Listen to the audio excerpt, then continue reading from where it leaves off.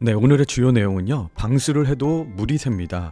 방수 지붕을 설치하고 싶습니다. 라는 내용입니다. 한번 문의하신 내용 한번 보시겠습니다. 노후된 상가주택에 살고 계시고요. 지붕에 방수가 깨져서 계속 반복해서 설치를 하고 있는데도 물이 샙니다. 그래서 옥상에 비마기용 지붕을 설치하려고 하는데요. 구청에 비마기용 지붕을 설치하려고 하니까 문의를 했습니다. 건축주분께서. 그랬더니 구청에서는 용적률이 넘어서 설치를 할 수가 없다는 내용으로 문의를 해주셨습니다.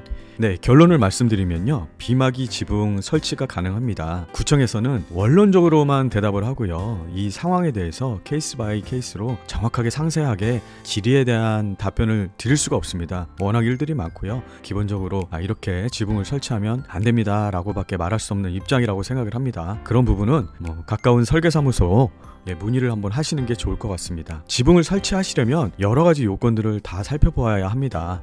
한번 살펴보고요. 지금 보시면 용적률 위반, 구조안전점검, 위법 건축물에 해당 없는 구조안전점검은 안 해도 되고요. 용적률 위반도 없는 비마기 설치가 가능합니다. 네, 여기 보시면요. 평지붕 방수가 깨지는 가장 큰 요인, 그리고 불법 건축물이 되는 순간 옥상 지붕을 설치했을 때요. 그리고 빗마기 지붕 설치법인데요. 위반 건축물 안 되게, 그리고 구조검토도 없는 그런 건물을 설치하는 법을 알아보겠습니다. 이 부분 끝까지 시청을 부탁드리며 좋아요, 구독도 부탁드리겠습니다. 네, 저는 이렇게 생각합니다.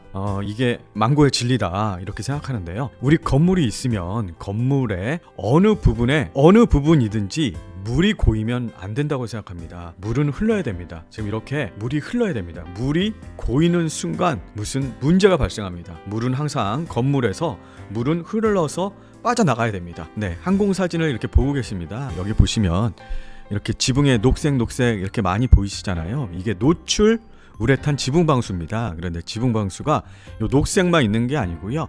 회색도 있고요. 여러 가지 색이 있는데 대부분 많은 것들이 여기 녹색이 있습니다. 이제 알아보실게요. 옥상의 노출 우레탄 방수는요. 잘못 시공해서 누수가 발생하는 게 아니라요. 오랜 시간이 지나면 우레탄 자체가 딱딱해집니다. 딱딱해지면 얼었다 녹았다 해가지고 균열이 발생하고요. 그리고 제가 말씀드렸듯이 저 방수가 가장 깨지는 원인 중에 하나가 어떤 거냐면요. 비가 옵니다. 비가 와가지고요. 이런데 물이 고입니다. 물이 고이잖아요. 그러면 햇빛을 받으면요. 이게 마치 이렇게 애가 돋보기를 하고 있죠. 요렇게 됩니다. 그러면은 나중에 옥상에 올라가실 일이 있으면 해 뜨는 비 온 후에 옥상에 올라가셔가지고 물 고인 데를 한번 이렇게 딱 만져보시잖아요. 그러면 지붕보다 더 뜨겁습니다. 그리고 이걸 보시면요. 이렇게 돋보기 현상이 일어나가지고 여기가 녹고 깨집니다. 이게 가장 큰 원인입니다. 네, 조금 하나 더 추가해가지고 말씀드릴게요. 우리 건축물이 모두 평평한 부분이지 않습니까? 평평하면 시공이 잘 됐네 라고 생각하시는데요. 평평하지 않아야 될 부분들이 많습니다. 자, 옥상 지붕 한번 보겠습니다. 지금 보시면요. 이 지붕이 평평한 줄 아셨죠? 근데 평평하지 않습니다. 시공하실 때 이렇게 눈에 안 보이게 경사가 쫙 있습니다. 중간에서부터 이쪽으로 이렇게 선엄통 보이시죠? 이렇게 평평하면요. 물이 고이면 항상 고여 있습니다. 고이면 지금 여기 보시면 이렇게 돋보기 효과처럼 여기가 방수가 깨지게 되어 있습니다. 그래서 우리 지붕은 사실은 평평하게 되어 있는 게 아니고요. 이렇게 경사가 살짝 지어 있습니다. 그래서 비가 오면 물이 쭉 이 선움통을 타고 내려갑니다. 그럼 여기가 항상 건조해져 있겠죠. 근데 일부 시공을 잘못하시면 이제 물이 여기 항상 고여 있는 거예요. 그러면 바로 노출 방수의 하자의 시작이 되는 순간입니다. 이게 2024년 2월 달에 신문 기사를 보고 계시는데요. 비마기 지붕 철거 명령에 주민들 불만 이렇게 써 있습니다. 지금 보시면 이 부분이 이렇게 높게 설치가 되어 있잖아요. 자, 이게 왜 그러냐면요. 대부분 이렇게 설치하시면서 난 용도를 이 방수가 깨지기 때문에 비마기용 지붕을 설치하는 용도로만 쓸 거다라고 생각을 하십니다. 그거는 맞는 얘긴데요. 일부 이 생각을 가지고서 나는 비마기 지붕을 설치해 줄 거야 라고 하시면서 이 부분을 사용하십니다. 창고 심지어 여기 다 막으셔가지고 거실로 방으로도 사용하시고 계시거든요. 그래서 제가 말씀드리고 싶은 거는요. 이 건물 자체가 용적률이라는 게 있습니다. 용적률이 만약에 200이면 200 안에서 집을 지어야 되거든요. 더 이상 지을 수가 없습니다. 그런데 저렇게 일부러 편법적으로 용적률이 가득 차 있는데 추가적으로 더 용적률을 더 많이 먹는 거예요. 그러면 그게 위법입니다. 그런 건물에 저렇게 지붕을 만들면 허가가 나지 않습니다. 그리고 저 상태로 유지하면요, 저거는 위법 건축물이 맞습니다. 요새 뉴스 많이 나고 있습니다. 이제 장마철 좀 지났죠. 이제 겨울이잖아요. 근데 여름만 되면 비가림용 옥상 지붕 불법, 애물단지로 전라, 이런 기사들이 많이 나옵니다. 네, 여기 보시면 이제 여성분께서 방수를 몇 번 했는지 모르겠다, 빗물을 막으려고 설치한 지붕인데 그대로 사용할 수 있게 해줘야 하는 거 아니냐, 이런 말을 하셨습니다. 지금 보시면요, 굉장히 여기가 좀 높습니다. 이게 층고가 높거든요. 다음 그림 한번 보시겠습니다. 대부분 하시는 말씀이 이 용도는 여기에 사람이 기거하는 게 아니고 단순히 빗물만 막을 수 있는 용도로 사용하는 거다라고 얘기를 하시는데요, 사진에서처럼 저 정도 지붕의 높이는 누가 안에 벽을 세워서 창고나 주거용으로 사용할 소지가 다분히 있습니다. 지금 이 영상을 보고 계신 분은 단순히 지붕 방수용으로 저렇게 시공하겠지만 누군가를 저거를 나쁘게 이용할 수도 있습니다. 문제가 뭐가 되냐면요, 다음 페이지에 상세하게 설명드리지만 저 지붕만 설치했다고 문제가 되는 건 아니에요. 그 후에 어떤 문제가 있는지 한번 보겠습니다. 네, 상세하게 알아보겠습니다. 왜 지붕이 높으면 안 되고 거기에 또 거실이나 사용하면, 창고를 사용하면 안 되는지에 대해서 한번 알아보겠습니다. 자, 보시면 그런 기존 건물이 있습니다. 자, 보시면 여기 기둥이라고 표현이 되어 있고요, 기둥에 뭐 철근이 하나 둘 셋 네 개 그냥 가정하는 거고요.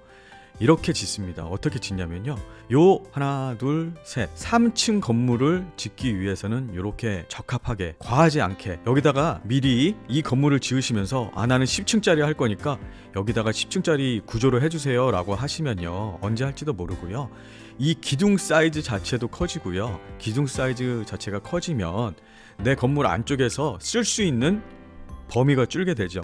그리고요, 철근도 많이 들어갑니다. 지금 이 건물을 10층으로 지을 거니까 그렇게 해주세요, 나중에 지을 겁니다 라고 해가지고, 그러면 공사비도 증대하고요. 그래서 우리는 집을 지을 때 이 3층, 여기 보시면 요 3계층에 맞는 구조로 이렇게 구조적으로 철근 배분도 하고요, 기둥 사이즈도 이렇게 딱 맞게 설계를 하고 시공을 합니다. 그런데 이런 건물에 증축에 대한 인허가를 받지 않고 무단으로 이렇게 건물을 한 층으로 올리시잖아요. 기존의 건물이 3층에 적합하게 된 겁니다. 근데 여기다 이렇게 더 올려요. 원래 하나 둘 셋 넷 4개 층을 하려면 기둥도 커져야 되고요, 철근 개수도 이렇게 많아져야 되는 겁니다. 근데 이거를 그냥 이 상태에서 그냥 한 층을 더 올립니다. 그러면 보시면 이 건물이 무거우면요, 하중이 쭉 타고 기둥을 타고서 이 기초에 전달이 됩니다.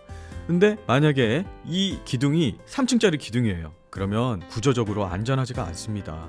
마찬가지로 지붕만 설치한다고 하셨잖아요. 근데 여기에 뭔가 또 하중이 되게 벽체도 설치하고 이러면요, 구조적으로 안전하지 않습니다. 또한 지붕을 설치하게 되면요, 구조적으로 안전하지 않기 때문에 구조 안전 및 구조 보강을 하게 되며 비용이 또 추가적으로 발생하게 됩니다.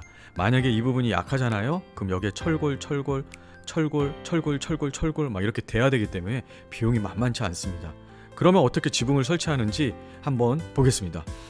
네, 결론적으로 왼쪽 그림을 보시면 왼쪽 그림처럼 하잖아요. 그러면 저 같은 경우는 용적률이 여유가 있어야 됩니다. 저렇게 되면 인허가 절차도 받아야 되고요, 추가적으로 구조에 관한 안전점검 비용도 발생하고요. 하지만 제가 봤을 때는 저거는 용적률이 넘어서는 저렇게 시공을 할 수가 없을 것 같습니다. 대부분이 저렇게 용적률이 넘을 것 같고요. 오른쪽처럼 하시면 건축 허가, 건축 신고에서 제외가 되고요.